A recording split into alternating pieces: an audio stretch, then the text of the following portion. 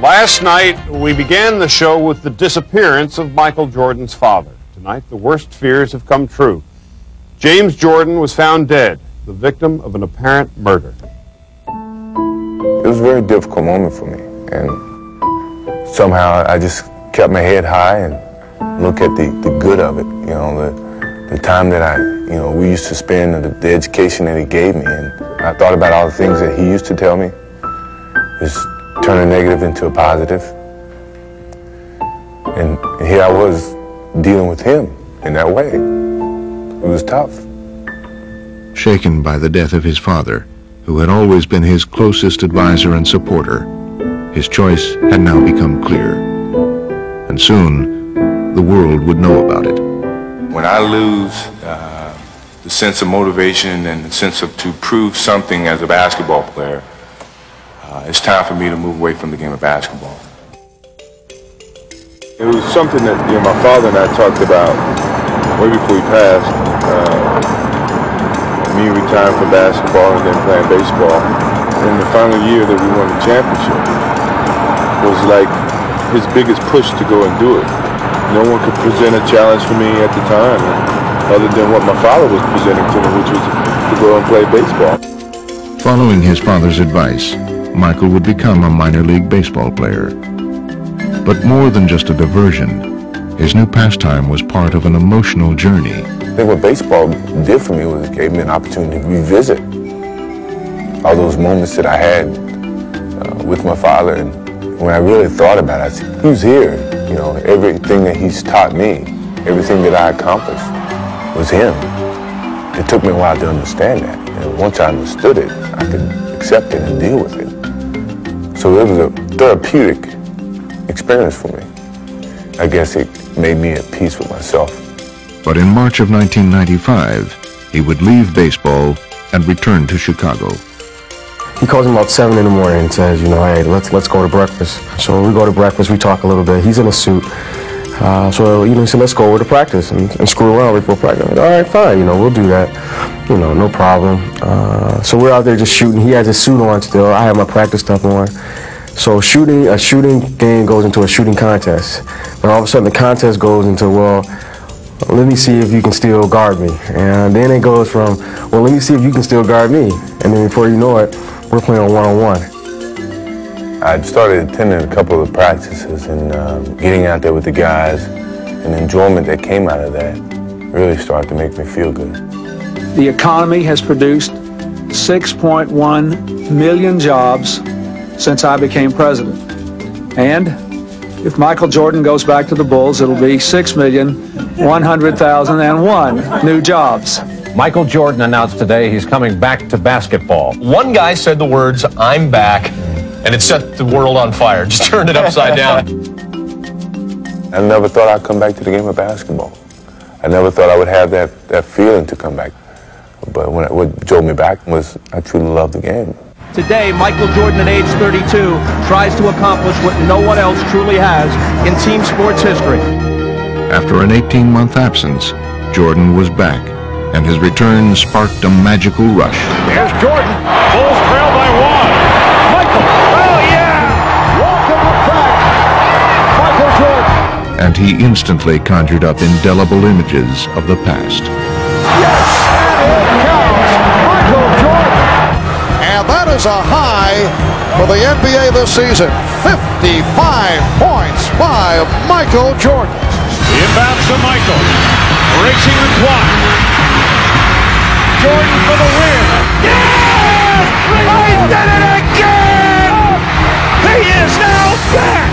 Jordan had seemingly returned to his role of savior, but in the playoffs, the young Orlando Magic were ready to show him that times had changed. 91-90 the score. Chicago with the lead with 18 and 1/10 seconds to play. All right, here we go. Now Jordan played by Anderson.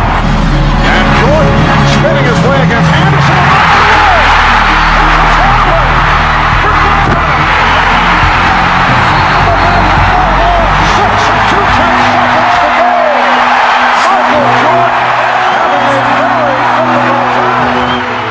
Jordan's miscue seemed almost unthinkable, but he would have one more chance to deliver his expected heroics.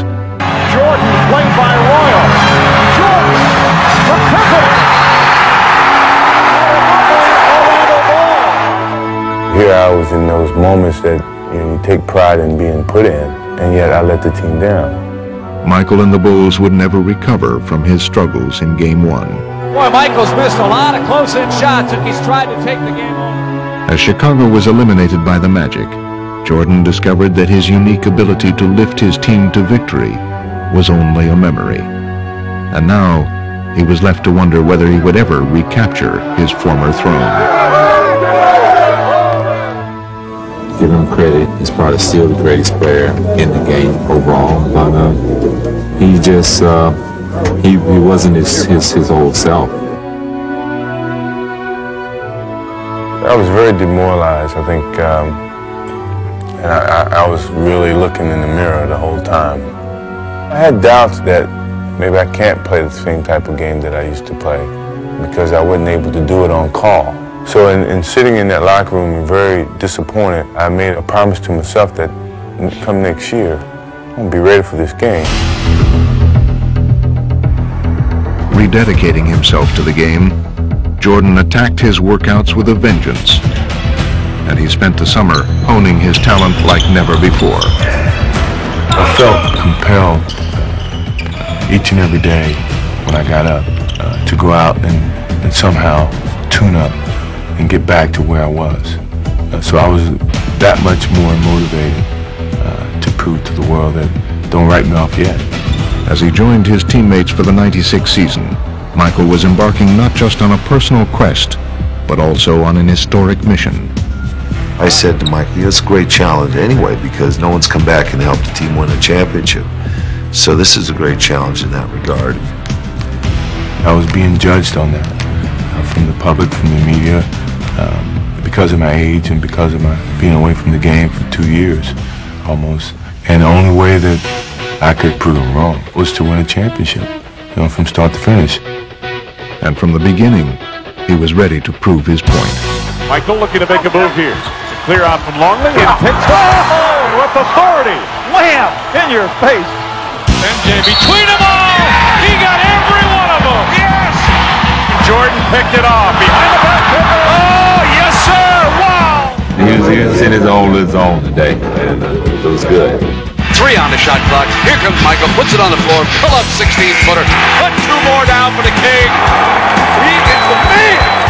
Here is Jordan. Michael tonight is showing the entire repertoire. With Michael on our side, it was, you know, guys are on the bench the whole game saying, oh, we're only 12 down, you know, we're going to come back. Jordan going and throws it up. He puts it in on an amazing move. This guy was back in his full force as the most dominant player in the game. Not only had his dominance returned, so had his zest for the game. Come on, I'll give you a jump shot right now. I'll give you a jump shot, shoot it. Oh, you don't want it. Hey, my boy don't want to play, do it. He hurting this boy. You're hurting Nate, y'all. Get your back. I'm gonna get your back.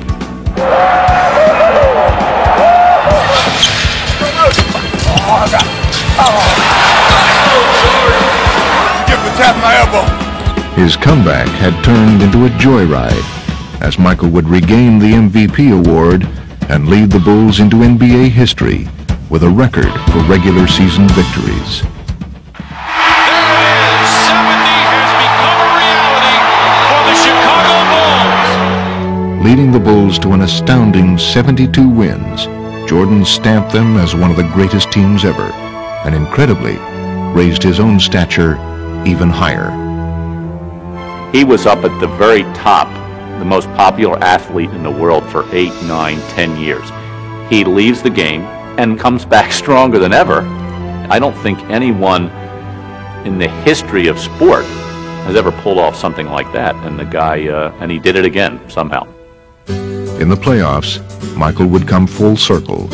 Again facing Orlando, he would seize the opportunity for redemption. Michael took it away. He's got Scotty with him. Right back to Michael for the jam. Erasing the memory of last year's defeat, the Bulls swept the Magic in the Eastern Conference Finals. Jordan was now on the verge of completing his quest. The Bulls once again make it to the NBA Finals. And facing the Seattle Supersonics on the NBA's ultimate stage, he would remove any remaining doubts that he was the Michael Jordan of old. Michael Jordan is in another time, in another space, on another plateau. And as he led Chicago to victory over Seattle, Michael's comeback was now complete. And for the fourth time in 6 years, Jordan rules. After a 2-year absence, the Chicago Bulls have regained the NBA throne. It marked the culmination of a journey that had begun with his retirement. Fittingly and symbolically, it had ended on Father's Day. I think it was a signal to some degree that he was there with me. It was certain emotions that I couldn't really control, knowing that, you know, the success of it had something to do with him, you know, and that meant a lot to me. Michael, I know that the first one was sweet, but how much sweeter was this one? Well, you know, I can't even put it in words. My father said what it means to me. I know he's watching. This is for Daddy.